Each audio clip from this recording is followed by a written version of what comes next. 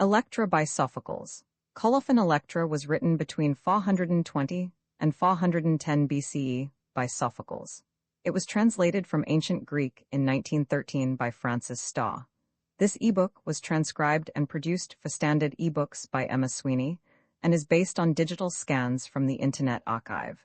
The cover page is adapted from Lacrimie, a painting completed circa 1895 by Frederick Leighton. The cover and title pages feature the League Spartan and Sots Mill Gaudi typefaces created in 2014 and 2009 by the League of Movable Type.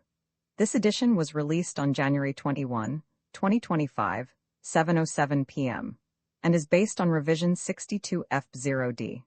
The first edition of this ebook was released on January 21, 2025, 7:07 p.m. You can check for updates to this ebook, view its revision history, or download it for different e-reading systems at standardbooksorg/ebooks/sophocles/electra/Francis Starr. The volunteer-driven Standard eBooks project relies on readers like you to submit typos, corrections, and other improvements. Anyone can contribute at Standard Booksorg. Table of Contents Landmarks. Dramatis Personae, aged servant of Osts, son of Agamemnon, the late king of Argos, and Clytemnestra Electra and Chrysothemis, daughters of Agamemnon and Clytemnestra, queen of Argos and Mycenae Aegisthus, cousin of Agamemnon, sometime paramour of Clytemnestra and now prince consort Chorus, all Mycenaean women seen at Mycenae before the palace of Agamemnon. O child of Agamemnon, who sometime was captain of the host that leagued Troy, 'tis thine at last to view before thee spread the scene thy heart was set on. Yonder lies old Argos, thou so long haste yearned to see, once refuge of the gadfly-driven maid, one daughter of Inachus, and Osts, here the marketplace from the wolf-slayer too named. There on our left is Hera's far-famed shrine, and lo, before us, at our very feet, thou seest Mycenae of the golden hod, and there the palace grim of Pelops' line, deep stained with murder. Thence I bore thee once snatched from beside thy father's bleeding cost by kindly hands, thy sisters. Rescued thus I fostered thee, till thou hadst reached the age to be the avenger of thy father's blood. But now, Osts and thou, Pylades, dearest of friends, the hour for you is ripe to take resolve, and that right speedily. For lo, already the bright beams of day waken to melody the pipe of birds, and black night with her glimmering stars has waned. So ere a soul be stirring in the streets, confer together and resolve yourselves. No time for longer pause, now must we act. Dearest of followers, how well thou show'st the constant service of thy loyalty. For as the high-bred steed, though he be old, pricks up his ears and champs the bit for joy when battle rages, even so dost thou both urge us on and follow with the first. Therefore I will unfold our plans, and thou note well my words, and if in aught I seem to miss the mark, admonish and correct. Know then that when I left thee to consult the Pythian oracle, and learn how best to execute just vengeance for my sire on those that slew him, Phoebus answered thus, trust not to shields or armed hosts, but steal the chance thyself the avenging blow to deal. Since then the Pythian god hath thus advised, go thou and watch thine opportunity to enter in the palace and observe what happens there, and bring us full report. And fear not to be recognized. Long years and thy white locks, the blossom of old age, have changed thee wholly.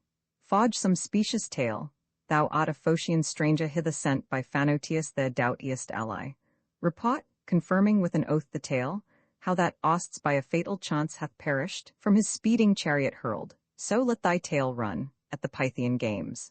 And we meanwhile, as the god ordered us, first having crowned my father's sepulchre with pure libations and rich offerings of new-shorn tresses, will return anon, an urn of well-wrought brasswork in our hands, the same we hid in the brushwood, as thon knowst. This will confirm the feigned tale we bring, that I am dead and to the pyre consigned, not left of me but ashes and grey dust. Little reck I by rumour to be dead, so I live on to win me deathless fame. The end, methinks, gives any fraud excuse. Oft have I heard of men, reputed wise, who spread the rumor of their death, and so returning home a haughtier welcome found. Thus by my bruited death, I too aspire to blaze a sudden meteor on my foes. But O my country and my country's gods, give me fair welcome, prosper my emprise, and greet me too, thou palace of my sires, a heaven-sent purger of thy stain I come. Send me not forth again to banishment, but oh, restore to me its ancient wealth, may I refound its old prosperity. Enough of words, go presently, old friend, attend thy business, and we too will go, and watch the time, for opportunity is the best captain of all enterprise. Within. Ah me, unhappy me? Hissed from the daws a voice, my son, methought, a wailing as of some handmaid within. Can it be sad Electra? Shall we stay and overhear her lamentable plaint? Not so, we first must strive before all else to do as Loxias bade us, and thence take our auspices. With lustral waters lave thy father's grave, thus shall we surely win vantage at each step, victory in the end. Exeunt. Enter Electra from the palace. O holy light, O circumambient air, what wailings of despair! What sight have ye not witnessed in the first grey morn? Beatings of breasts and bosoms madly torn. By night for me is spread no festal banquet in this haunted hall, but my lone pallet bed. All night I muse upon my father dead, not in a foreign land at Ares' call, but here, at home, by my own mother slain. Her and Aegisthus, these adulterers twain, felled by their axe's bloody stroke, e'en as the woodman fells an oak. And I, O father, I alone of all thy house am left fall on to make my moan, to mourn thy piteous fall. Yet never, while these eyes behold our sun, our star-bespangled skies, will I restrain my plaint, my bitter cries, but like some nightingale my ravished nest bewail, and through these halls shall sound my groans and sighs. Halls of Persephone and Death, guide of the shades, O Hermes, and O Wraith, ye god-sprung Furies dread, who watch when blood is shed, or stain the marriage bed. O aid me to avenge my father slain. O send my brother back again. Alone, no more I countervail grief that allloads the scale. Strophe, one child of a mother all unblessed, Electra, how in grief that knows no rest thou witherest, mourning thy father's cruel fate, by her betrayed and slaughtered by her mate. Black death await the plotter of that sin, if prayer so bold may answer win. Ah, noble friends, ye come, I see, to ease my misery. Your kind intent, O trust me, I perceive. Yet can I never leave my task, each day, each hour, anew to shed tears on my father dead. O kindly hearts, so ready to repay all friendship owes, leave me, oh leave me, this one boon I pray, to my wild woes. Antistrophe one yet him, thy sire, from Acron's dark shaw, by prayers or cries thou never canst restore, no, nevermore, and by excessive grief thou perishest. If remedy be none, were it not best from grief to rest, O rest thee? Why thus nurse thy fruitless misery? That child's insensate who remembers not his sire's sad lot. O bird of Zeus, to thine I'll set my note, who with full throat for Aetes grievest from eve till morn. Ah, Niobe, fall on, how blessed art thou who tombed in stone dost lie and weep for aye. Strophe two, not thou alone, haste sorrow, others share thy load of care. Think on thy kinsfolk whom afflictions press than thine no less, Iphianasser and Chrysothemis. Think of thy brother, sorrow now is his, an exiled youth, yet shortly shall he come by heaven's good guidance home, and glad Mycenae shall ost's own heir to his father's throne. Yea, for him long years I wait, unwed, childless, desolate, drenched with tears that ever flow from my barren load of woe, and the wrongs whereof he wot, or hath heard, are all forgot. All those messages are vain, how he hopes to come again, how for home his heart doth yearn, yet he wills not to return. Antistrophe two, take heart, my child, Zeus still in heaven is king, and orders everything. To him commit the wrath that gnaws thy breast, his will is ever best. Nurse, as is meet, thy vengeance, but abate excessive hate, for time can heal, a gentle god and mild. Nor Agamemnon's child who long by Croesus' pastoral shaw remains, nor he who reigns o'er Acron will nevermore relent. Nay, but for me is spent the best of life, I languish in despair. Fodden with care, without a parent's love or husband's aid, an orphaned maid. Here in the chambers of my sire I wait in low estate, all like a stranger who in beggar's weeds on fragments feeds. Strophe three, Dia was the voice that greeted first thy sire's return, and Dia the cry that from the banquet chamber burst, a wail of agony. What time the brazen axe's blow struck him and laid him low, 'twas lust begat and craft conceived the deed, a monstrous offspring of a monstrous seed, whether a god or mortal wrought the woe. Dawn, the darkest of all morrows, night, the crown of all my sorrows, when that foul feast for the dead by those traitors twain was spread, who slew my sire, me too in slaying him they slew. May the great Olympian king send on them like suffering. Bitter be of sin the fruit, may they perish branch and root. Antistrophe three, O curb thy tongue.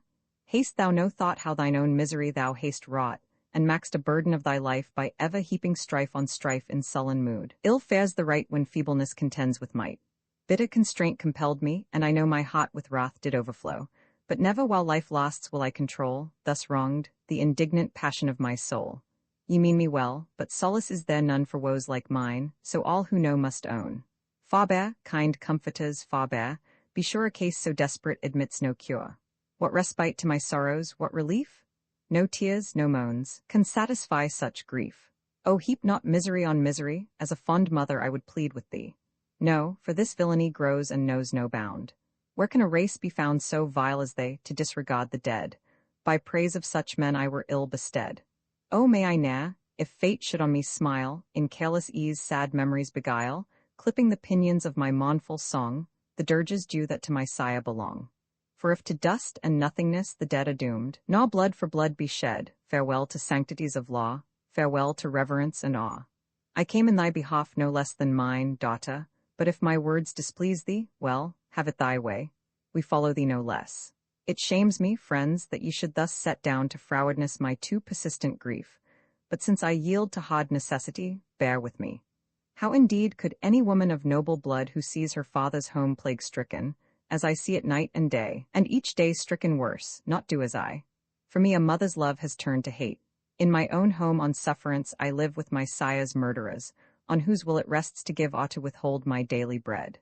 Think what a life is mine, to see each day Aegisthus seated on my father's throne, wearing the royal robes my father wore, pouring libations on the hearth, whereat he slew him, and to crown his insolence, the assassin lays him in my father's bed beside my mother. Mother shall I call his paramour? So lost to shame is she that the adulteress fears no vengeance. No, as if exulting in her infamy, she watches month to know the day whereon by treachery she slew my sire, and keeps that day with dance and sacrifice, each month of sheep to tutelary gods. Beholding this, I weep and waste within, and to myself bewail the unhallowed feast named of my sire, with silent tears, for e'en the luxury of wailing is denied me. This woman, saintly is her speech, upbraids and rates me thus. Ungodly, hateful girl, haste thou alone to bear a father's loss, art thou the only mourner? Out upon thee, perdition seize thee, and in hell mayst thou find no deliverance from thy present grief? So rails she, save at times when rumors run osts is at hand, then wild with rage she thunders in my ears, this is thy doing. Was it not thou who from my hands didst steal osts and convey him safe away? Mock my words, thou shalt rue it? So she screams, and her abet is there to egg her on, her glorious consort who repeats her jibes, that rogue in grain, that dastardly poltroon, who fights his battles with a woman's aid. Meanwhile, I wait until osts comes to end my woes, and waiting pine away. By ever dallying he has quite destroyed the hopes I had and those I might have had. In such a case what room is there, my friends, for patience, what for piety? In sooth, those in ill plight are driven to evil ways. Stay, tell me, is Aegisthus nigh at hand while thus thou speakest, or is he from home? From home, of course. Think you were he within, I should thus venture forth. He is now afield. More freely then may I converse with thee, if this is so. It is, ask what thou wilt. 'Tis of thy brother I would question thee. Comes he, or tarries yet? I fain would know. He says, I come, but does not what he says. A man thinks twice with some great work in hand. I thought not twice when I delivered him. Take heart, he is loyal and will not fail his friends, I trust him, else I had not lived so long. No more for this time. At the doors I see Chrysothemis, thy sister, of one sire born and one mother. In her hands she bears gifts for the tomb that use and wont ordain. Sister, why comest thou once more to declaim in public at the outer gate? Has time not schooled thee to desist from idle rage? I too, my sister, chafe no less than thou at our sad fortunes, and had I the power, would make it plain how I regard our masters. But in the storm 'tis best to reef the sail, nor utter threats we cannot execute. I would thou wert like-minded, yet I know justice is on thy side, and I am wrong. Yet if I am to keep my liberty, I needs must bow before the powers that be. O shame that thou, the child of such a sire, shouldst him forget and take thy mother's part, for all these admonitions are not thine, a lesson thou repeatest, learnt of her. Make thine election then, to be unwise, or show thy wisdom by forgetting friends. Thou saidst, if but the power were granted me, I would make plain the hate I feel for them. And yet when I am straining every nerve to avenge my sire, thou wilt not aid me. Nay, dissuadest and wouldst have me hold my hand. Shall we to all our ills add cowardice? Tell me, or let me tell thee, what have I to gain by ceasing from my sad complaint? I still have life? A sorry life indeed, but good enough for me, and them I vex, and vexing them do honor to the dead, if anything can touch the world of shades. Thou hatest? Nay, thy deeds belie thy words, while thou consortest with the murderers. So would not I, though they should offer me the pomp that makes thee proud, the loaded bod, thy life of ease. No, I would never yield. Enough for me spare diet, and a soul void of offence. Thy state I covet not, nor wouldst thou, wert thou wise. Men might have called thee child of the noblest sire that ever lived, be called thy mother's, rightly named as base, betrayer of thy dead sire and thy kin. No angry words, I pray, for both of you, there's profit in this parleying, if thou wouldst learn of her, and she in turn of thee. I know her moods too well to take offence, nor had I now approached her, but I learnt of new impending peril that is like to put a finish to her long-drawn woes. Say what can be this terror? If 'tis worse than what I now bear, I will call a truce. All I have learnt in full I will impart. They purpose, if thou wilt not stay thy plaints, to send thee where thou shalt not see the sun, far hence, to some dark dungeon, there to spend thy days and nights in litanies of woe. Therefore reflect, and blame me not too late. Take warning and repent while yet 'tis time. Have they indeed resolved to treat me thus? The instant that Aegisthus is returned. Well, for my part I would he came back soon. Insensate girl, what mean'st thou by this prayer? Would he were here, if this be his intent, that thou mayst suffer? What? Haste lost thy wits. A flight long leagues away from all of you. Art thou indifferent to thy present life? Oh, 'tis a marvelously happy life. It might have been, couldst thou have schooled thyself. Teach me not basely to betray my friends. Not I teach submission to the strong. Fawn, if thou wilt, such cringing suits not me. Yet not to fall through folly were no blame. If needs be, in a father's cause I'll fall. I trust our Father pardons us for this. Traitors take refuge in like sentiments. Thou wilt not heed then, or be ruled by me? I am not in my dotage, save the mock. Then I will do my errand. Whither away? For whom art carrying these burnt offerings? My mother bids me crown our father's grave, her mortal enemies. How sayest thou? The husband whom she slew, so thou wouldst say. Which of her friends advised her? Whence this whim? A nightly vision warned her, so I think. Gods of my fathers, aid me in this pass. Dost thou take heart of courage from her dread? Before I answer, let me hear the dream. There is but little that I have to tell it no less. A little word, men say, hath oftentimes determined weal or woe. 'Tis said that she beheld thy sire and mine in bodily presence standing by her side, revisiting the light of day.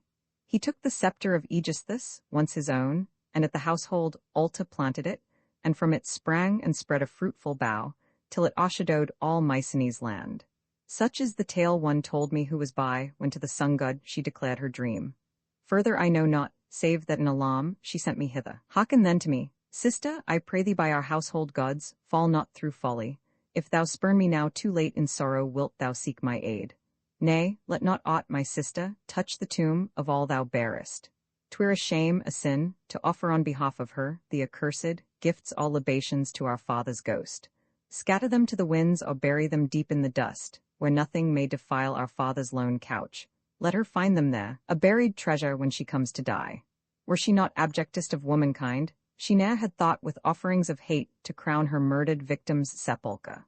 Think'st thou 'tis likely that her buried Lord will take these honours kindly at her hands who slew him without pity like a foe, mangled through his costs, and for ablution washed the bloodstains on his head?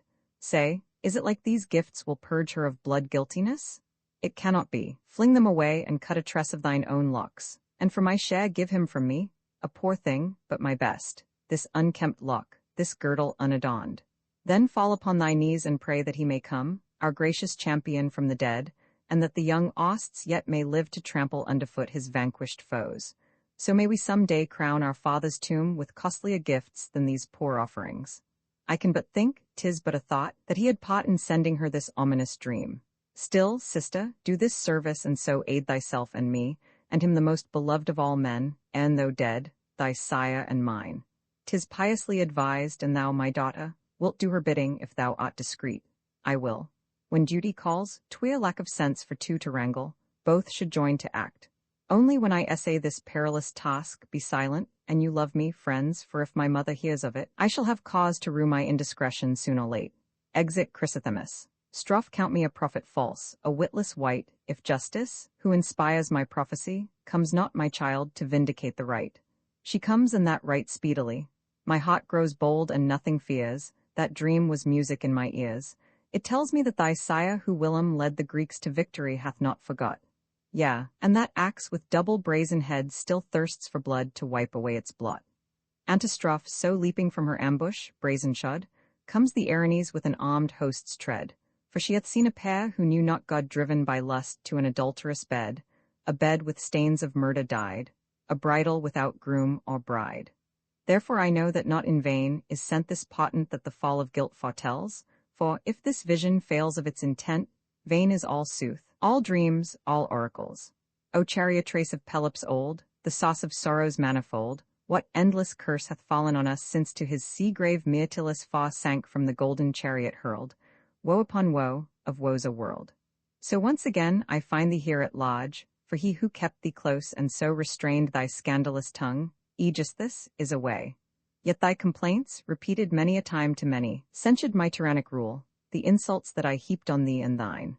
Was it an insult if I paid in kind the flouts and taunts wherewith thou girdest at me? Thy father, the sole pretext of thy grief, died by my hand, I mine, I know it well, 'tis true beyond denial. Yet not I alone, but justice slew him too, and thou shouldst side with justice, wert thou wise. This sire of thine for whom thy tears still flow alone of all the Greeks could steel his heart to yield thy sister as a sacrifice, a father who begat her and ne'er felt a mother's pangs of travail. Tell me now wherefore he offered her, on whose behalf? The Greeks, thou sayest. And what right had they to kill my child? For Menelaus' sake, his brother? Should such pretext stay my hand? Had not his brother children twain to serve as victims? Should not they, as bond of sire and mother for whose sake the host embarked, have been preferred before my innocent child? Had death forsooth some craving for my child rather than hers? Or had the wretch, her sire, a tender heart for Menelaus' brood, and for my flesh and blood no tenderness? That choice was for a father rash and base, so, though I differ from thee, I opine, and could the dead maid speak, she would agree. I therefore view the past without remorse, and if to thee I seem perverted, clear thy judgment ere thou mak'st thyself a judge. This time thou canst not say that I began the quarrel or provoked thee, but if thou wilt give me leave, I fain would speak the truth regarding both my sister and my sire. My leave is given, and hadst thou always shown this temper, I had listened without pain. Hear then. Thou say'st, I slew thy father. Who could well avow a blacker crime than that? Justly or not, what matters? But I'll prove there was no justice in it. 'Twas the lure of a vile wretch that hurried thee along, thy lovers. Ask the huntress Artemis for what offense she prisoned every gust that blows at Ollys. Rather, as from her thou mayst not win an answer, I will tell thee. My father once, so have I heard the tale, taking his pleasure in her sacred glade, started an antlered stag with dappled hide, shot it, and shooting made some careless vaunt. Latona's daughter, wroth thereat, detained the Achaeans, that in quittance for her heart my sire might give his daughter, life for life. And so it came to pass that she was slain. The fleet becalmed no other way could win homeward or Troyward. For that cause alone reluctantly, by hard constraint, at last he slew her, no wise for his brother's sake. But if, as thou interpretest the deed, 'twas done to please his brother, even thus should he for that have died by hand of thine? What law is this? In laying down such law see that against thyself thou lay not up dire retribution. For if blood for blood be justice, thou wouldst justly die the first. Look, if thy pleading be not all a lie. Say, if thou wilt, why thou art living now a life of shame as partner of his bed, the wretch who aided thee to slay my sire, bearing him children, casting out for them the rightful heirs in rightful wedlock bond. Can I approve such acts? Or wilt thou say this too was vengeance for a daughter's blood? A shameful plea, if urged, for shame it is to wed a foeman for daughter's sake. But in convincing thee, I waste my breath. Thou hast no answer but to scream that I revile a mother. And in sooth to us thou art mistress more than mother, for I pine a wretched drudge, by thee and by thy mate downtrodden, and that other child who scarce escaped thy hands, Osts, wears away in weary exile his unhappy days. Oft hast thou taxed me that I reared him up for vengeance, so I willed it, had I power. Go to, proclaim me out of my own mouth a shrew, a scold, a vixen, what thou wilt. For if I be accomplished in such arts, methinks I show my breed, a trick o' the blood. I see she breathes forth fury, and no more heeds if her words with justice harmonize. Why then should I heed one who thus insults a mother, at her ripe age too? Dost think that she would stick at any deed of shame? Nay, I am shamefast, though to thee I seem shameless. I know such manners in a maid are ill-becoming, in a daughter strange, but thy malignity, thy cruel acts compel me. Baseness is from baseness learnt. Thou brazen monster, I my words, my acts, a matter for thy glib garrulity? The fault is thine, not mine, for thine the acts, and mine are but the words that show them forth. Now, by our Lady Artemis, thou shalt rue thy boldness when Aegisthus comes again. See, rage distracts thee. First thou grantest me free speech, and wilt not listen when I speak. I let thee have thy say, and wilt not thou hush thy wild tongue and let me sacrifice. Go, I adjure thee, sacrifice, nor blame my voice, henceforth I shall not speak one word. Bear this, my maid, this offering of earth's fruits, that to our king I may uplift my prayers, to rid me of the dread that haunts my soul. O Phoebus, our defender, lend an ear to my petition. Dark and veiled the words for those who love me not, nor were it meet to lay my whole heart bare, while she is by, ready to blab with her envenomed tongue through all the town some empty, rash report. Darkly I pray, to my dark prayer attend. The vision that I yesternight beheld of double import, if, Lycian king, it bodes me well, fulfill it, but if ill, may it upon my enemies recoil. If there be some who treacherously plot to dispossess me of my wealth and power, prevent them, and vouchsafe that I may rule the house of Atreus in security, and wield the scepter, sharing prosperous days with the same friends and with my children, those by malice and blind rancor not estranged.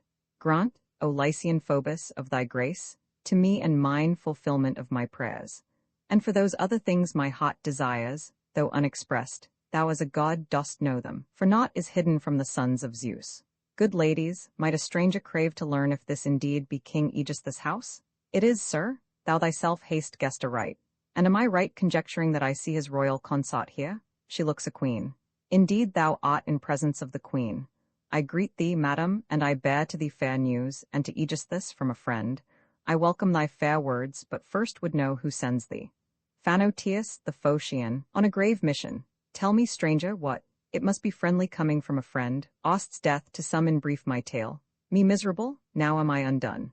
What say'st thou, man, what say'st thou? Heed not her. I say again, Ost's is no more. Ah me, I'm lost, ah wretched me undone. Attend to thine own business. To aged servant, tell me, sir, the circumstance and manner of his death. That was my errand, and I'll tell thee all. To the great festival of Greece he went, the Delphic Games, and when the herald's voice announced the opening trial, the foot race, he stepped into the lists, a radiant form, the admired of all beholders. Like a shaft he sped from starting point to goal and back, and bore the crown of glorious victory. To speak in brief where there is much to tell, I never heard of prowess like to his. This much I'll add, the judges of the games announced no single contest wherein he was not the victor, and each time glad shouts hailed the award. And Argive wins, Osts the son of Agamemnon, king of men who led the hosts of Hellas. So he sped. But when some angry godhead intervenes, the mightiest man is foiled. Another day, when at sunsetting chariots vied in speed, he entered, many were the charioteers. From Sparta one and one Achaean, two from Libya, skilled to guide the yoked team. The fifth in rank, with mares of Thessaly, Osts came, and an Aeolian sixth, with chestnut fillies, a Megarian seventh, the eighth, with milk-white steeds, and Aenean, the ninth from Athens, city built by gods. Last a Boeotian made the field of 10. Then, as the appointed umpires signed to each by lot his place, they ranged their chariots, and at the trumpet's brazen signal all started, all shook the reins and urged their steeds with shouts. The whole plain echoed with a din of rattling cars, and the dust rose to heaven. They drave together, all in narrow space, and plied their goads, each keen to leave behind the press of whirling wheels and snorting steeds, for each man saw his car beflecked with foam, or felt the courser's hot breath at his back. Osts, as he rounded either goal, steered close and shaved the pillar with his knave, urging his offside trace horse, while he checked the nearer. For a while they all sped on unscathed, but soon the Aenians' hard-mouthed steeds bolted, and twixt the sixth and seventh round gainst the Bacchaean chariot headlong dashed. Then on that first mishap, there followed close shock upon shock, crash upon crash, that strewed with wreck of cause all the Chrysean plain. This the shrewd charioteer of Athens mocked, slackened, and drew aside, letting go by the surge of chariots running in mid-course. Lost came Osts, who had curbed his team. He trusted to the finish, but at sight of the Athenian, his one rival left. With a shrill halloer in his horse's ears he followed. And the two abreast raced on, now one, and now the other ahead in front. Thus far Osts, ill-starred youth, had steered steadfast at every lap his steadfast team, but at the last, in turning, all too soon he loosed the left-hand rein, and ere he knew it the axle struck against the pillar's edge. The axle box was shattered, and himself hurled o'er the chariot rail, and in his fall caught in the rein's grip he was dragged along, while his scared team dashed wildly o'er the course. But as the crowd beheld his overthrow, there rose a wail of pity for the youth. his doughty deeds and his disastrous end, now flung to earth, now bounding to the sky feet uppermost. At length the charioteers stayed in their wild career his steeds and freed the copse all blood-bestained, disfigured, marred past recognition of his nearest friend. Straightway the Phocians burnt him on a pyre, and envoys now are on their way to bring that mighty frame shut in a little urn and lay his ashes in his fatherland. Such is my tale, right piteous to tell, but for all those who saw it with their eyes, as I, there never was a sadder sight. Alas, alas, our ancient master's line, so it appears, hath perished root and branch. Are these glad tidings? Rather would I say sad, but of profit. Ah, how hard my lot when I must look for safety to my losses. Why, lady, why downhearted at my news? Strange is the farce of motherhood. A mother, whate'er her wrongs, can ne'er forget her child. So it would seem our coming was in vain. Nay, not in vain. How canst thou say in vain? If of his death thou bring'st convincing proof, who from my life drew life, and yet, estranged, forgat the breasts that suckled him, forgat a mother's tender nurture, fled his home, and since that day has never seen me more, slandered me as the murderer of his sire, and breathed forth vengeance. Neither night nor day kind slumber closed these eyes, and a maynant dread of death each minute stretched me on the rack. But now on this glad day, of terror rid from him and her, a deadlier plague than he, that vampire who was housed with me to drain my very life blood. Now, despite her threats, methinks that I shall pass my days in peace. Ah, woe is me! Now verily may I mourn thy fate, Osts, when thou farest thus, mocked by thy mother in death. Is it not well? Not well with thee, but it is well with him. Hear her, avenging spirit of the dead whose ashes still are warm. The avenger heard when it behoved her, and hath ruled it well. Mock on, this is thine hour of victory. That hour, Ost, shall not end, nor thou. End it? 'Tis we are ended and undone. Thy coming, sir, would merit large reward, if thou indeed haste stopped her wagging tongue. Then I may take my leave, if all is well. Not so, such entertainment would reflect on me and on thy master, my ally. Be pleased to enter. Leave this girl without to wail her friends' misfortunes and her own. Exeunt Clytemnestra and aged servant. Seemed she to you a mother woebegone, weeping and wailing for a son thus slain, this miserable woman? No, she left us with mocking laughter. Dearest brother mine, thy death was my death warrant. Woe is me! With thee has gone my last fond hope, that thou wast living yet, and wouldst return some day to avenge my sire and me, unhappy me. Now whither shall I turn alone, bereft of thee and of my sire? Henceforth again must I be slave to those I most abhor, my father's murderers. Is it not well with me? No, never will I cross their threshold more, but at these gates will lay me down to die, their pine away. If any in the house think me an eyesore, let him slay me. Life to me were misery and death a boon. Strophe 1. Where, O Zeus, are thy bolts, O sun god, where is thy ray? If with thy lightning, thy light, these things be not shown to the day. Ah me, Puchta, why weepest thou? Woe, hush, no rash cry, thou'lt be my death. What meanest thou? If you would whisper hope that they we know for dead may be alive, you trample on a bleeding heart. Antistrophe 1. Nay, I bethink me how the Argive Sia 5 was swallowed up, snared by a woman for a golden chain. And now in the netherworld, ah me, a living soul he reigns. Ah woe, I woe, for the murderess was slain. I slain, I know. A champion was raised up to avenge the mourning ghost. No champion for me, the one yet left is taken, reft away. Strophe 2. A weary, weary lot is thine. I know it well, too well, when life, month in, month out, like a dark torrent flows, horror on horror, pain on pain. We have watched its tearful course. Cease then to turn it where, what wouldst thou say? No comforts left of hope from him of royal blood, sprung from one stock with me. Antistrophe 2. Death is the common lot. To die as he died, hapless youth, entangled in the reins beneath the tramp of Cossa's hoofs, torture ineffable. Yea, in a strange land far away, alas, to lie untended by my hands, unwept, ungraced with sepulture by me. Joy, dearest sister, sped me hitherward, and haply with unseemly haste I ran to bring the joyful tidings and relief from all thy woes and weary sufferings. And where canst thou have found a remedy for irremediable woes like mine? Osts, hear it from my lips, is here, in bodily presence as thou seest me now. Art mad, poor sister, making mockery of thine own misery and mine withal? I mock not, by our father's hearth I swear it, in very truth we have him here again. O misery? And, prithee, from whose mouth hadst thou this tale so blindly credited? I trusted to none other than myself, the clearest proof and evidence of my eyes. What proof, what evidence? What sight, poor girl, lit this illusion in thy fevered brain? Oh, as thou lovest me, listen, then decide, my story told if I'm mad or sane. Well, if it pleases thee to speak, speak on, I will, and tell thee all that I have seen. As I approached our sire's ancestral tomb, I noted that the barrow still was wet with streams of milk, and round the monument garlands were wreathed of every flower that blows.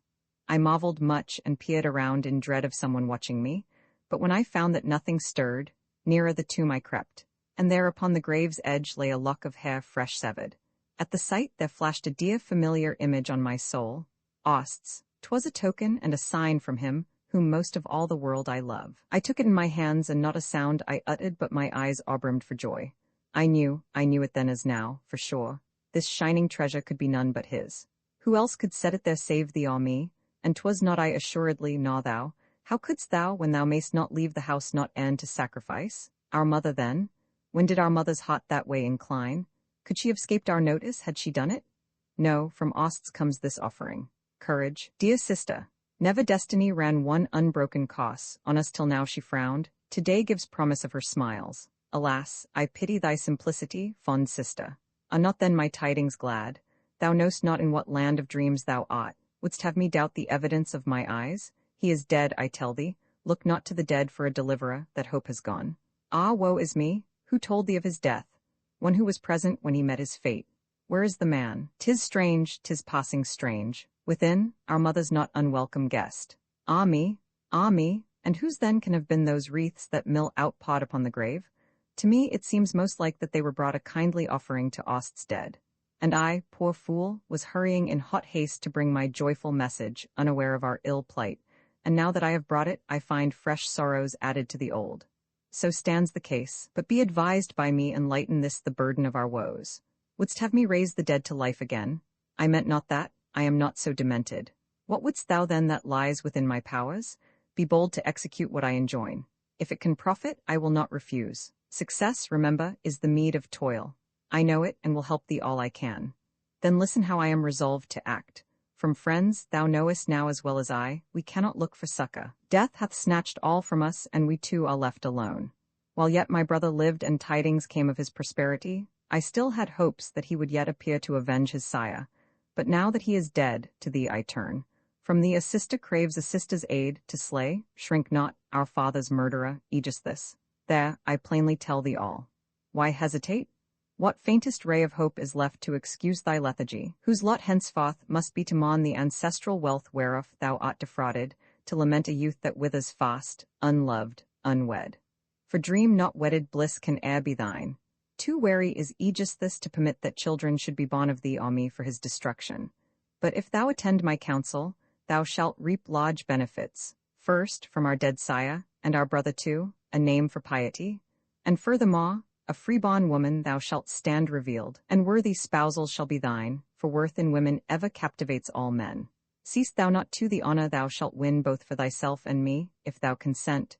What countryman, what stranger will not greet our presence when he sees us with acclaim? Look, friends, upon this sister pair, he'll cry, who raised their father's house, who dared confront their foes in power, who jeopardized their lives in bloody vengeance.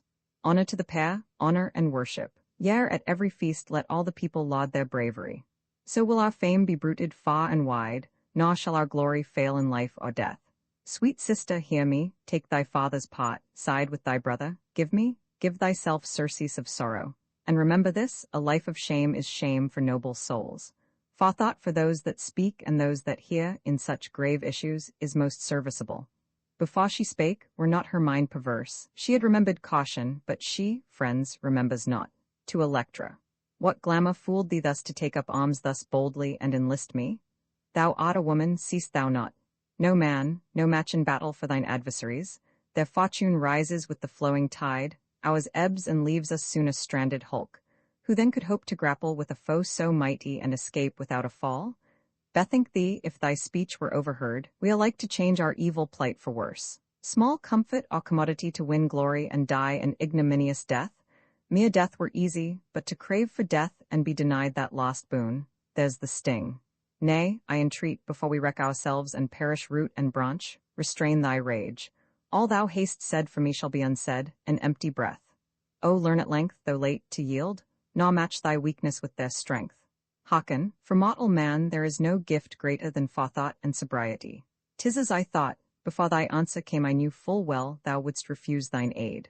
Unaided then, and by myself I'll do it, for done it must be, though I work alone. Ah, well away, would thou hadst been so minded on that day our father died. What couldst thou not have wrought? My temper was the same, my mind less ripe. Study to keep the same mind all thy days. This counsel means refusal of thine aid. Yes, for misfortune dogs such enterprise. I praise thy prudence, hate thy cowardice. And when thou shalt commend me, I will bear thy commendation no less patiently. That trial thou wilt ne'er endure from me. Who lives will see, time yet may prove thee wrong. Begone? In thee there is no power to aid, not so, in thee there is no will to learn. Go to thy mother, tell it all to her. My hatred of thee does not reach so far, thou wouldst dishonor me, that much is sure. Dishonor? No, I seek to save thine honor. Am I to make thy rule of honor mine? When thou art wise, then thou shalt guide us both. Sound words, 'tis sad they are so misapplied. Thou hittest well the blot that is thine own. How dost deny the plea I urge is just? No, but an justice sometimes worketh harm, I choose not to conform to such a rule. Well, if thy purpose hold, thou'lt own me right. It holds, I shall not swerve in awe of thee. Is this thy last word? Wilt not be advised? No, naught is loathlier than ill advice. Thou seemest deaf to all that I can urge. My resolution was not bond today. Then I will go, for thou canst not be brought to approve my words, nor I to approve thy ways. Go in then, I shall never follow thee, and shouldst thou pray me, 'tis insane to urge an idle suit. Well, if thou art wise in thine own eyes, so let it be. Anon, saw-stricken, thou wilt take my words to heart. Exit Chrysothemis. Strophe 1. Wise nature taught the birds of air for those who reared them in the nest to care. The parent bird is nourished by his brood, and shall not we, as they, the debt of nature pay, shall man not show like gratitude? By Zeus who hurls the levin, by Themis throned in heaven, there comes a judgment day. Not long shall punishment delay. O voice that echoes to the world below, bear to the dead a wail of woe, a coronach, a tale of shame to Atreus' line proclaim. Antistrophe 1. Tell him his house is stricken sore, tell him his children now no more in amity together dwell. Dire strife the twain divides, alone Electra bides, alone she braves the surging swell. Disconsolate doth she her sire bewail, like the fallonest nightingale, reckless of life, could she but quell the cursed pair, those furies fell. Where shall he find on earth a maid to match her worth? Strophe 2. No generous soul were fain by a base life his fair repute to stain. Such baseness thou didst scorn, choosing, my child, to mourn with them that morn. Wise and of daughters best, with double honors thou art doubly blessed. Antistrophe 2. O May, I see thee tower as high above thy foes in wealth and power as now they tower o'er thee, for now thy state is piteous to see. Yet brightly dost thou shine, for fear of Zeus far-famed and love of laws divine.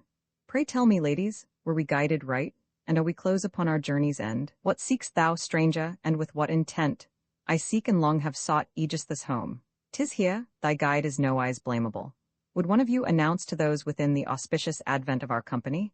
This maiden, as the next of kin, will do it. Go, madam, say that visitors have come and seek Aegisthus, certain Phocians. Ah, woe is me! You come not to confirm by ocular proof the rumors that we heard? I've heard no rumors. Aged Strophius charged me with tidings of osts. Ha, what tidings, stranger? How I quake with dread. Ashes within this narrow urn we bear, all that remains of him, as thou mayst see. Ah, me unhappy? In my very sight lies palpable the burden of my woes. If for osts thou art weeping, know this brazen urn contains the dust of him. Oh, if it hold his ashes, let me, friend, oh let me take it in my hands. Not for this dust alone, but for myself and all my house withal, I'll weep and wail. Bring it and give it her, woe as she be, for not as an ill-wisher, but as friend or haply near of kin, she asks the boon. Lost relics of the man I most did love, osts, high in hope I sent thee forth. How haste thou dashed all hope in thy return? Radiant as day thou speddest forth, and now I hold a dusty nothing in my hands. Would I had died before I rescued thee from death and sent thee to a foreign land. Then hadst thou fallen together with thy sire, and lain beside him in the ancestral tomb, now in a strange land, exiled, far from home, far from thy sister thou hast died. Ah me, how miserably? I was not by to lave and deck with loving hands thy coss, and snatch thy charred bones from out the flaming pyre. Alas, by foreign hands these rites were paid, and now thou comest back to me, of dust a little burden in this little urn. Oh, for the nursing and the toil, no toil, I spent on thee an infant, all in vain. For thou wast ne'er thy mother's babe, but mine. Thou hadst no nurse in all the house but me, I was thy sister, none so called but me. But now all this hath vanished in a day, dead with thy death, a whirlwind that passed by and left all desolate, thy father's gone, and I am dead in thee, and thou art lost, and our foes laugh. That mother, none, whose crimes, as oft thou gav'st me secret word, thou wouldst thyself full speedily avenge, is mad for joy. But now malignant fate, thy fate and mine, hath blasted all and sent me, instead of that dear farm I loved so well, cold ashes and an unavailing shade. Ah me, O piteous cause, ah woe is me, O woeful coming, I am all undone, undone by thee, beloved brother mine. Take me, oh take me to thy lost lone home, a shadow to a shade, that I may dwell with thee forever in the underworld. For here on earth we shared alike, and now I fain would die to share with thee thy tomb, for with the dead there is no mourning, none. Child of a mortal sire, Electra, think, Ost's too was mortal, calm thy grief. Death is a debt that all of us must pay. Ah me, what shall I say where all words fail? And yet I can no longer curb my tongue. What sudden trouble made thee speak like this? Is this the famed Electra I behold? 'Tis she, and very wretched is her state. Oh, for the heavy change! Alas, alas, surely thy pity, sir, is not for me. O beauty marred by foul and impious spite! Yea, sir, this wreck of womanhood am I. Alas, how sad a life of singleness! Why gaze thus on me, stranger, and lament? Of my own ills how little then I knew? Was this revealed by any word of mine? By seeing thee conspicuous in thy woes, and yet my looks reveal but half my woes. Could there be woes more piteous to behold? Yea, to be housemate with the murderers. Whose murderers? At what villainy dost hint? My fathers, and their slave am I perforce. Who is it puts upon thee this constraint? My mother, not a mother save in name. By blows or petty tyrannies or how? By blows and tyrannies of every kind. And is there none to help us stay her hand? None. There was one, the man whose dust I hold. Poor maid, my pities stirred at sight of thee. Thou art the first who ever pitied me. I am the first to feel a common woe. What, canst thou be some kinsman from afar? If these are friends who hear us, I would answer. Yes, they are friends, thou needst not fear to speak. Give back this urn, and then I'll tell thee all.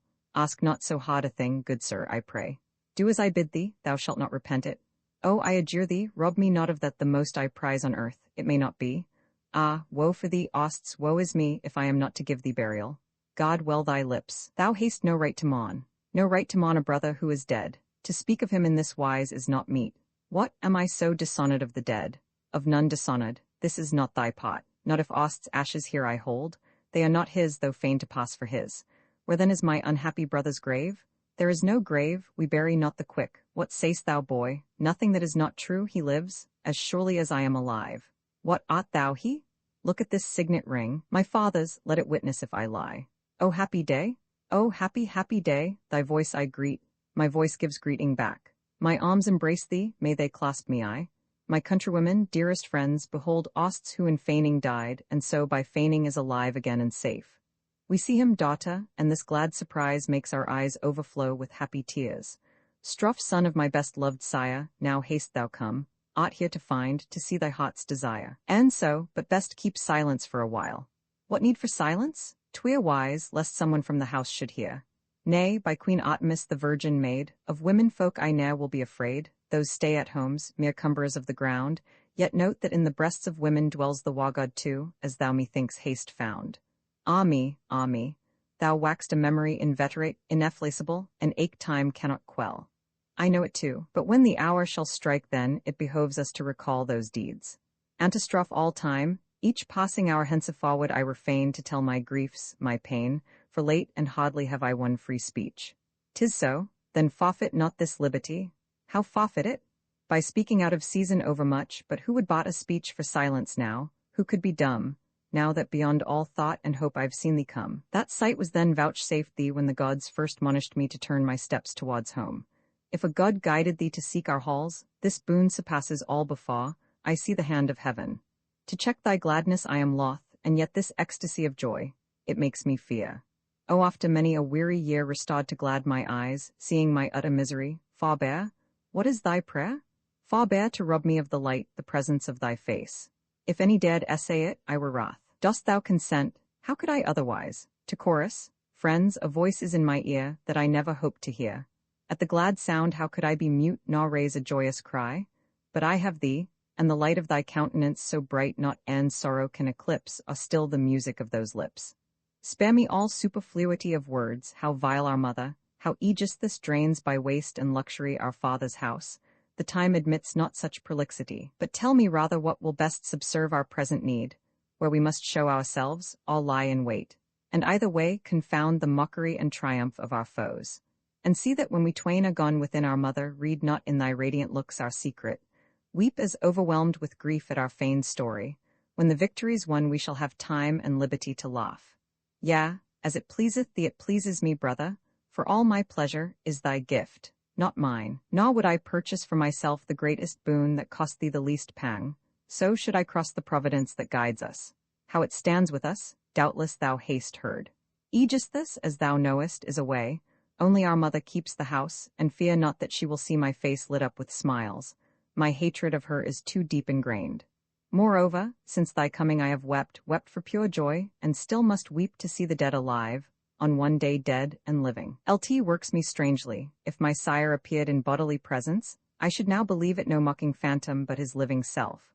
Thus far no common fate hath guided thee. So lead me as thou wilt, for left alone I had myself achieved of two things one, a noble living or a noble death. Hush, hush, I hear a stir within the house as if one issued forth. To Osts and Pylades. Pass in, good sirs, ye are sure of welcome, they within will not reject your gift, though bitter it may prove. Fools, madmen, are ye weary of your lives, or are your natural wits too dull to see that ye are standing, not upon the brink, but in the midst of mortal jeopardy?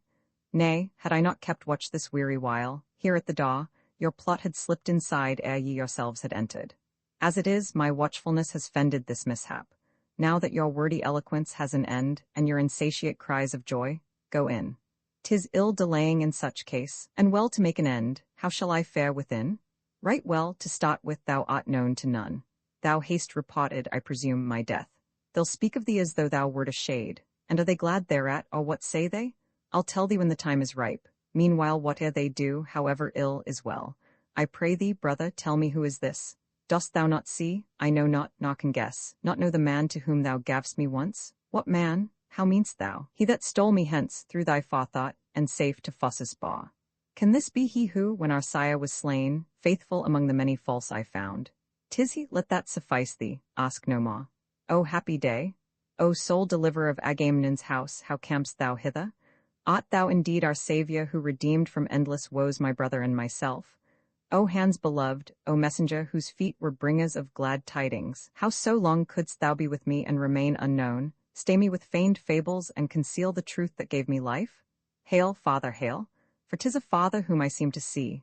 Verily no man in the self-same day was hated so and so much loved as thou. Enough methinks, the tale twixt then and now, many revolving nights and days as many shall serve, Electra, to unfold it all. Why stand ye here? 'Tis time for you to act, now Clytemnestra is alone. No man is now within, but if ye stay your hand, not only with her housecalls will ye fight, but with a troop more numerous and more skilled. Our business, Pylades, would seem to crave no longer parley. Let us instantly enter, but ere we enter first adore the gods who keep the threshold of the house. Osts and Pylades enter the palace. O King Apollo, lend a gracious ear to them and me, to me too, who so oft laid on thy shrine with humble hands my best, and now with vows. I cannot offer more. Apollo, Lord Lycian, I beseech, implore, adjure thee, prosper this our work, defend the right and show to godless men how the gods vindicate impiety. Strophe breathing out blood and vengeance, lo, stalks Ares, sure though slow. FN now the hounds are on the trail, within, the sinners at their coming quail. A little while and death shall realize the vision that now floats before mine eyes. Antistrophe for now within the house is led by stealth the champion of the dead. He treads once more the ancestral hall of kings, and death new-wedded in his hands he brings. Great Maia's son conducts him on his way, and shrouds his guile and brooks not more delay. Strophe, O dearest women, even as I speak the men are at their work, but not a word. What work? What are they at? And now she decks the urn for burial, and the pair stand by. Why spedst thou forth? To keep a watch for fear Aegisthus should forestall us unawares. Within, woe, woe, O woeful house of friends forsaken, full of murderers! Listen, a cry within, hear ye not, friends? I heard and shuddered, oh, an awesome cry. Ah, woe is me, Aegisthus, where art thou? Hark, once again a wail. O son, my son, have pity on thy mother. Thou hadst none on him or on the father that begat him. Unhappy realm and house, the curse that dogged thee day by day is dying, dying fast. I am stricken, ah, strike if thou canst again. Woe, woe is me once more, I would that woe were for Aegisthus, not for thee alone. The curses work, the buried live again, and blood for blood, the slayers' blood they drain, the ghosts of victims long since slain. Antistrophe lo, they come forth with gory hands that reek of sacrifice to Ares. 'Twas done well. How have ye sped, Osts? All within is well, if Phoebus' oracle spake well. The wretched woman's dead, no longer fear thy mother's arrogance will flout thee more. Cease, for I see Aegisthus full in sight.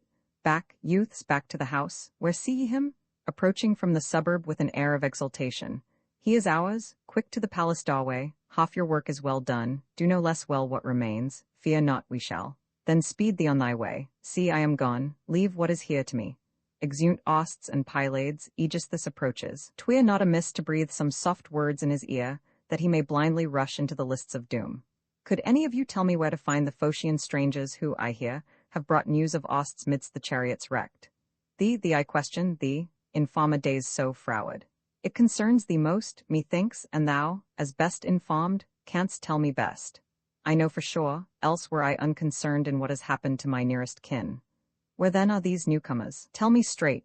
Within, they've won their kindly hostess hot. Did they in very truth report his death?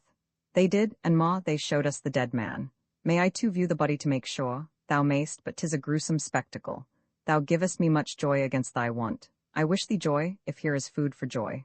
Silence, attend, throw open wide the gate, for all Mycenae, Argos all, to see. If any heretofore was puffed with hopes of this pretender, now he sees him dead, let him in time accept my yoke. Nor wait wisdom by chastisement to learn too late. My lessons learnt already. Time hath taught me the wisdom of consenting with the strong. O Zeus, I look upon this farm laid low by jealousy of heaven, but if my words seem to thee overbold, be they unsaid. Take from the face cloth. I, as kin, I too would pay my tribute of lament. Lift it thyself, 'tis not for me but thee to see and kindly greet what lieth here. Well said, so will I, to Electra. If she be within, go call me Clytemnestra, I would see her, she is beside thee, look not otherwhere. O horror, why dost start, is the face strange? Who spread the net wherein, O woe is me, I lie enmeshed? Hast thou not learnt ere this the dead of whom thou spakest are alive? Alas, I read thy riddle, 'tis none else than thou, Osts, whom I now address. A seer so wise, and yet befooled so long. Oh, I am spoiled, undone. Yet suffer me, one little word. Brother, in heaven's name let him not speak a word or plead his cause. When a poor wretch is in the toils of fate, what can a brief reprieve avail him? No, slay him outright, and having slain him give his cost to such grave-makers as is meet, far from our sight, for me no otherwise can he wipe out the memory of past wrongs. To Aegisthus. Quick, get thee in. The issue lies not now in words. The case is tried, and thou must die. Why hail me indoors? If my doom be just, what need of darkness? Why not slay me here? 'Tis not for thee to order, go within. Where thou didst slay my father, thou must die. Ah, is there need this palace should behold all woes of Pelops' line, now and to come?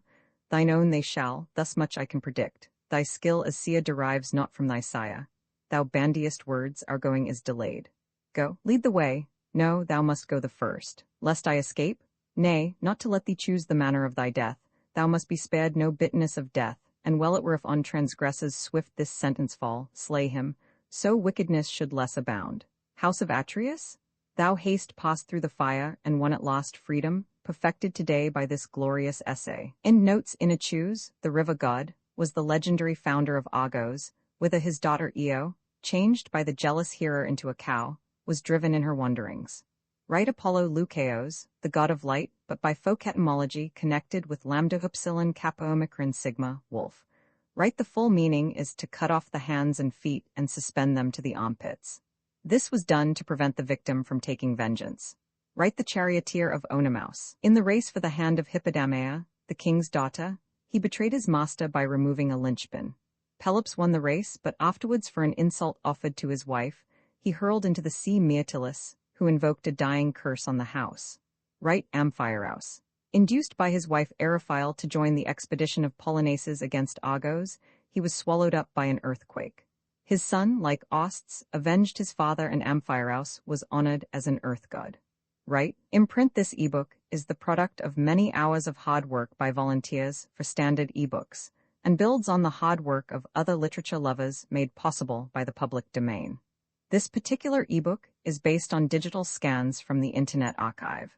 The source text and artwork in this ebook are believed to be in the United States public domain, That is, they are believed to be free of copyright restrictions in the United States. They may still be copyrighted in other countries, so users located outside of the United States must check their local laws before using this ebook. The creators of, and contributors to, this ebook dedicate their contributions to the worldwide public domain via the terms in the CC 01.0 Universal Public Domain dedication. For full license information, see the uncopyright at the end of this ebook. Standard eBooks is a volunteer-driven project that produces ebook editions of public domain literature using modern typography, technology, and editorial standards, and distributes them free of cost. You can download this and other ebooks carefully produced for true book lovers at Standard Books.org. Argument Osts, admonished by the Delphic oracle to avenge his murdered father, sets forth for Mycenae accompanied by his aged Pedagogus and Pylades. When in sight of the palace, they lay their plot. The Pedagogus is to present himself as a Phocian messenger and announce to Clytemnestra that Osts has been killed in a chariot race at the Pythian Games. Meanwhile, Osts and Pylades are to make funeral offerings at the tomb of Agamemnon, and then, disguised as Phocians, to carry to the queen a funeral urn, telling her it holds the ashes of Osts. Clytemnestra, warned by an evil dream, sends Chrysothemis to pour a libation on the tomb. Electra meets her on the way thither and persuades her to leave these impious offerings and take instead such gifts as the two sisters can make to their father's ghost. Clytemnestra enters with a handmaid bearing fruits to be laid on the altar of Apollo. She rates Electra for being abroad without her leave, and defends her past acts against Electra's reproaches. The announcement of a messenger ends the altercation, and the queen hears with feigned sorrow and ill-concealed joy the news of Ost's death, and invites the messenger to accompany her to the palace. Chrysothemis returns from the tomb, reporting that someone has been there before her, has wreathed the mound with flowers, and left on the edge a lock of hair. Who can it be but Osts? Electra disabuses her, repeating the messenger's sad tale, and entreats her aid in executing the resolve to slay with her own hands their unnatural mother and her paramour. Osts joins them with Pylades and attendants bearing the funeral urn. She takes the urn in her hands and makes her moan over her lost brother. As they converse together, Osts by degrees reveals himself and discloses his purpose. With Pylades he enters the palace, and shortly a death shriek is heard. He comes forth, and in answer to Electra replies that all is well in the house. Aegisthus is seen approaching, exultant at the report he has heard of Ost's death. Electra confirms it, and bids him enter the palace and see with his own eyes the corpse. At his bidding, the palace doors are thrown open, and on a bier is seen a veiled corpse. Aegisthus lifts the face cloth and beholds the corpse of Clytemnestra with Osts standing hard by. He knows that his fate is sealed, and is driven at the sword's point by Osts to be slain in the hall where Agamemnon was slain. The chorus of free Mycenaean women hail the death of the usurper, which ends the curse on the house of Atreus. Electra by Sophocles, translated by Francis Starr. Uncopyright may you do good and not evil. May you find forgiveness for yourself and forgive others. May you share freely, never taking more than you give. Copyright pages exist to tell you that you can't do something. Unlike them, this uncopyright page exists to tell you that the writing and artwork in this ebook are believed to be in the United States public domain. That is, they are believed to be free of copyright restrictions in the United States. The United States public domain represents our collective cultural heritage, and items in it are free for anyone in the United States to do almost anything at all with, without having to get permission. Copyright laws are different all over the world, and the source text or artwork in this ebook may still be copyrighted in other countries. If you're not located in the United States, you must check your local laws before using this ebook. Standard ebooks makes no representations regarding the copyright status of the source text or artwork in this ebook in any country other than the United States. Non-authorship activities performed on items that are in the public domain, so-called sweat of the brow, work, don't create a new copyright. That means that nobody can claim a new copyright on an item that is in the public domain for, among other things, work like digitization, mock-up, or typography. Regardless, the contributors to this ebook release their contributions under the terms in the CC 01.0 Universal Public Domain dedication, thus dedicating to the worldwide public domain all of the work they've done on this ebook, including but not limited to metadata, the title page, imprint, colophon, This uncopyright, and any changes or enhancements to, all mock-upon, the original text and artwork. This dedication doesn't change the copyright status of the source text or artwork. We make this dedication in the interest of enriching our global cultural heritage, to promote free and libre culture around the world, and to give back to the unrestricted culture that has given all of us so much.